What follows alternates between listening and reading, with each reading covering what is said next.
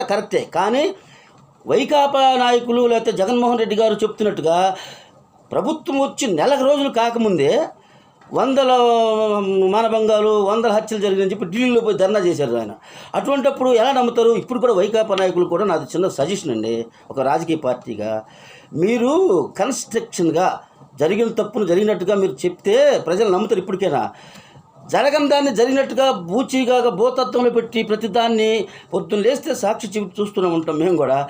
అందులో వాస్తవాలు 10 పైసలు కూడా ఉండవు, 90 పైసలు అన్నీ అబద్ధాలు అల్లటమే అన్నీ.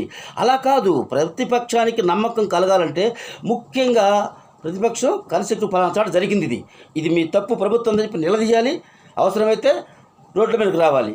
కానీ ఏమి జరగకుండానే రాకూడదు.